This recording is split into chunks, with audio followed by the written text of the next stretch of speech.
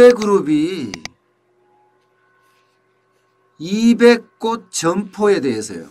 200점포를 전국에서 문을 닫는다고 합니다. 전체가 700개가 좀 넘거든요. 200개가 문을 닫으면 30%를 닫는다는 이야기예요. 와, 진짜 충격이죠. 롯데는 재계 5위 그룹입니다. 재계 5위. 재계 5위 그룹의 점포를 전국에서 200개를 닫는다는 것은요, 가히 이게 상상할 수도 없는 일입니다. 이렇게 되면 롯데그룹 내는 물론이고요, 지역 상권, 납품업자 할 것 없이 모두 그야말로 혼란의 도가니로 가져갈 수밖에 없어요. 200곳이라는 게 적은 곳이 아니잖아요. 전체 매장 중에 30%란 말입니다. 그러면 직원도 30% 정도 감원을 하는 건가요? 납품업체도 매출이 30% 이상 뚝뚝 떨어지는 건가요? 그러면 주변 상권은 또 어떻게 될까요? 주변 상권은. 롯데 이러면 재계 5위. 재계 5위라는 것은 우리가 믿을 수 있는 곳이란 뜻이에요. 쉽게 말하면. 아, 저기는 잘 안 변할 거다. 지금까지 단 한 번도 매장을 폐점한 적이 없거든요. 그러니까 주변에 있는 사람이나 소비자나 너 나 할 것 없이 롯데를 믿고 있었단 말입니다. 그런데 이 믿는 도끼의 발등이 찍힌다고 롯데마저 700개 점포 중에 200개를 문을 닫는다고 하니 충격이 안 될 수가 없겠죠. 지금 현재 롯데는요, 백화점 31개, 아울렛 20개, 마트 124개, 슈퍼 412개, 롭스 131개 이렇게 전국에서 운영하고 있어요. 예, 이 점포들 중에 200개를 문을 닫는다고 하면 그 충격파는 어떻겠습니까? 가히 상상을 하지 못할 정도로 큰 충격일 거예요. 왜 그럴까? 뭐 당연하게 적자 때문에 적자. 장사가 안 되는 겁니다. 장사가. 지난해 연결 기준으로 보면 영업이익이 4,279억 원이었거든요. 4,279억 원. 영업이익이 4천억이 넘게 나는데 왜 문을 닫느냐? 뭐 이렇게 말을 하지만 사실 이게 2018년에 비교해보면 28.3%가 감소한 수치입니다. 28.3%는 여러분 기업에게는 30% 줄는다 이 말은 치명적이에요. 더 큰 문제는요. 매출액은 17조 6,328억 원 1.1%밖에 안 줄었습니다. 그런데 이 당기순이익은 적자가 났어요. 무려 말입니다. 8,535억 원을 기록했어요. 적자의 적자. 영업이익은 4,279억 원이 적자 났다고 하지만 당기순이익은 8,535억 적자가 난 거예요. 영업이익은 흑자가 났죠. 4,279억 원. 왜 그러냐? 아니 영업에 비용이 많이 들어가는 거죠. 영업에 비용이. 예를 들어서 전국에 부동산 엄청 갖고 있잖아요. 그러면 부동산 세금 내야 됩니다. 이게 적은 돈이 아닙니다. 적은 돈이. 그러니까 이런 돈, 또 돈을 빌려서 쓸 거 아니에요? 그에 대한 이자가 또 나갈 거 아니에요. 세금 나가고 이자 나가고 이러니까 적자가 당기순이익이 적자가 엄청 나는 겁니다. 그러니 경영진 입장에서도 보면 야 이대로 가다가는 롯데가 망할 수도 있다. 예, 망할 수도 있다. 이런 아주 극단적인 경각심까지도 일어나기 시작했습니다. 그러니까 신동빈 회장도 그런 이야기 했잖아요. 게임 체인저가 되라. 게임 체인저가. 게임 체인저. 제가 세상을 바꾸는 뉴스라고 이야기했죠. 이게 게임 체인저란 말하고 똑같은 말입니다. 예, 이겨야 되잖아요. 바뀐 세상에서 내가 싸워서 이겨야 돼. 그러면 방법은요. 구조조정밖에 없습니다. 그런데 그 구조조정이 시장의 예상이나 주변의 예상보다도 엄청나게 크다는 거예요. 재계 5위 기업이 점포 30%를 줄이겠다. 이것은요. 상상하지도 못한 일이라는 것도 마찬가지고요. 추측하지도 못했어요. 일반적으로 시장의 예측치라는 게 있잖아요. 그 예측치를 훌쩍 뛰어넘은 것이 아니라 뭐 광폭 아니 엄청나게 무슨 표현을 할 수가 없을 정도로 뛰어넘었습니다. 그만큼 롯데내가 어렵다는 그 이야기를 그대로 반증하고 있는 거예요. 그만큼 어렵다는 겁니다. 상황이 이러니까 직원들은 어떻겠습니까? 직원들은 뒤숭숭 그 자체입니다. 뒤숭숭. 예. 아이고 우리 매장이 폐점되면 어떡하지? 그럼 나는 직업을 잃을 텐데 하는 이야기까지 계속 나오고 있어요. 실제로 보면요. 마트나 백화점이나 뭐 할 것 없이 롯데가 운영하는 모든 곳에서 모든 직원들이 지금 불안에 떨고 있습니다. 뭐 장사가 안 돼서 문을 닫는다는데 여기다가 뭐라고 말할 수는 없겠고 결국은 명예퇴직을 시키면서 그에 대한 비용을 주고 나가게 하는 것 아니냐. 몇 개월치 월급. 그러니 직원들 입장에서는 뒤숭숭할 수밖에요. 예를 들어서 더 뒤숭숭한 곳은요. 롯데마트가 124개 운영하고 있거든요. 롯데쇼핑에서. 근데 점포당 매출액이 30억 이하다. 이러면 이제 막 불안한 거예요.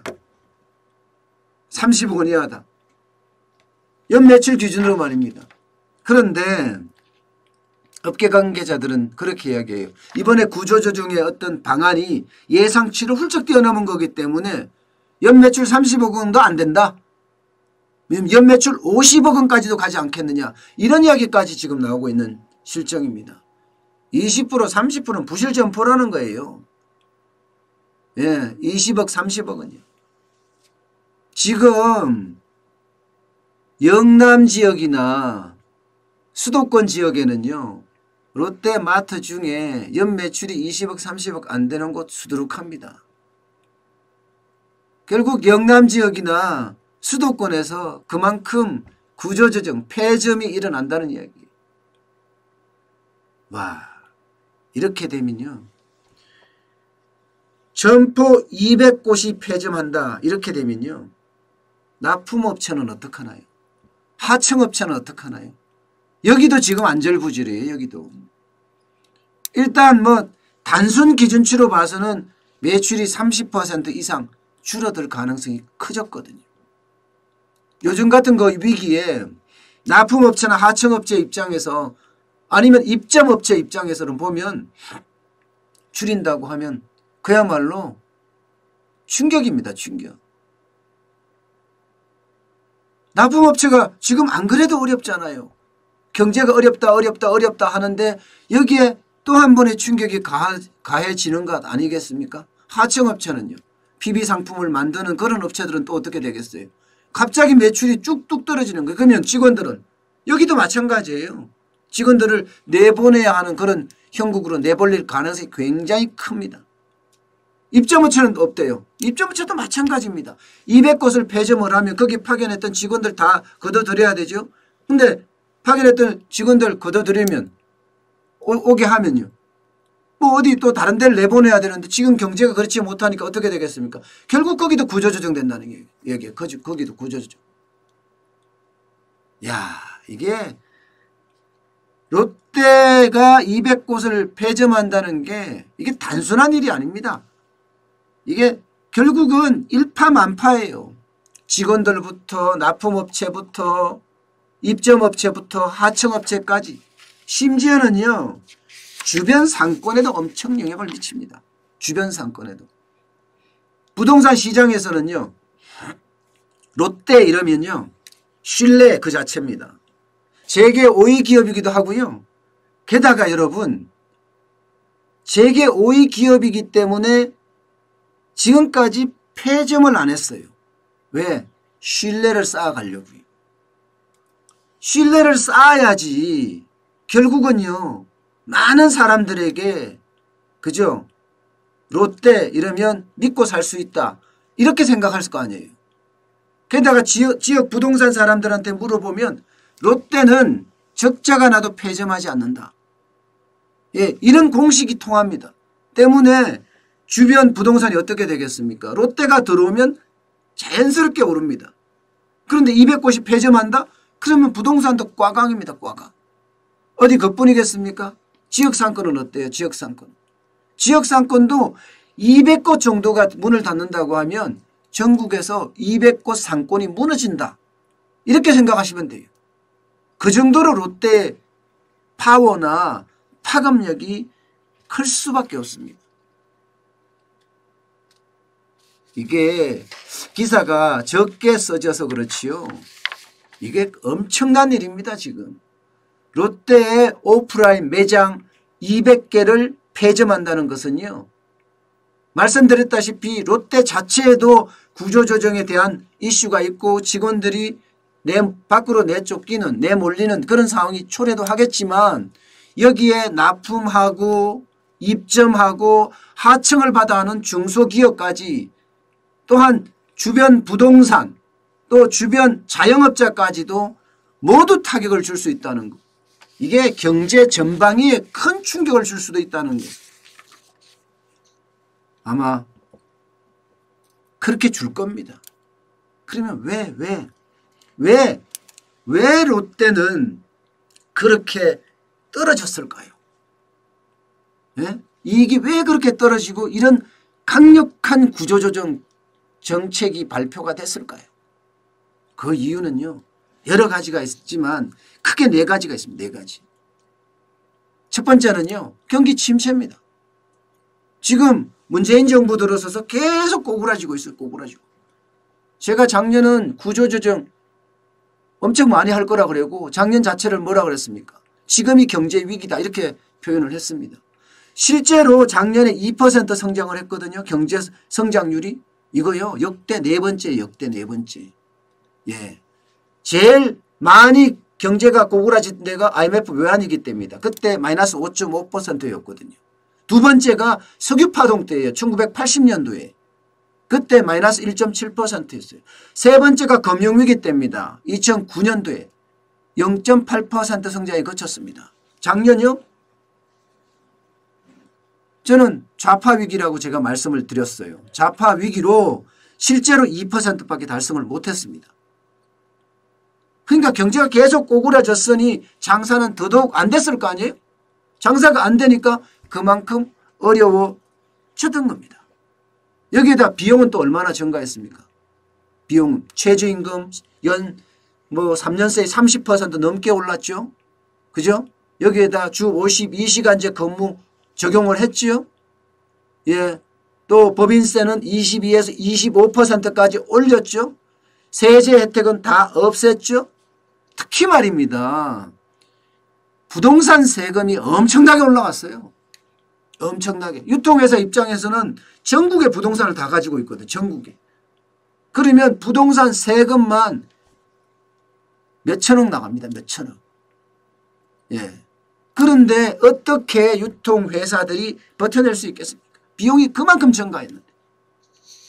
세 번째는 여러분들 다 알고 계시는 것과 똑같은 것. 오프라인 쇠퇴. 온라인은 뜨고 오프라인은 진다고 제가 말씀드렸죠. 4차 산업혁명의 핵심. 예, 오프라인과 온라인의 결합. 예, 말씀을 드렸습니다. 그래서 실제로 보면 오프라인 유통은 계속 지고 있고요. 온라인 유통은 계속 뜨고 있단 말입니다. 그래서 롯데도 지금 사실 200개 점포를 줄여가면서 온라인을 더 강화하겠다 이렇게 선언을 한 거예요. 롯데온이라고 말입니다. 지금 온라인밖에 답이 없으니까. 그러니까 롯데는 온라인과 오프라인을 결합을 해서 전국에 있는 유통망을 통해서 이제는 온라인 쇼핑몰을 따라가겠다 이런 전략을 내놓은 거거든 사실죠. 아마도 오프라인 쇠퇴로 인해서 여기에서 어떻게 온라인과 결합해서 방법을 찾을 거 아마 많이 생각을 할 거예요. 어쨌든 간에 세 번째는 오프라인 세태입니다. 네 번째는요. 이게 여러분 알다시피 코로나 영향입니다. 있습니다. 일본 불매운동의 영향도 있고요. 일본 불매운동에 롯데가 가장 많이 타격을 받았을걸요. 예. 롯데 점포가 한두 개도 아니었고 일본 상품이 한두 개도 아니었습니다. 그러니 롯데 입장에서는 충격이 될 수밖에 없었죠. 앞으로 롯데가 어떻게 저는 성장할지 더 두고 봐야 하지만 예. 아마도 강력한 구조조정은 어쩔 수가 없는 것 같고요. 여기에 따르는 충격은 일파만파 될 것은 뻔한 이치일 것 같습니다. 와, 오늘 아침은 참 답답하네요. 롯데의 대안은 제가 봐서 롯데의 대안은요. 결국 온라인과 오프라인의 결합이 아닐까 싶어요.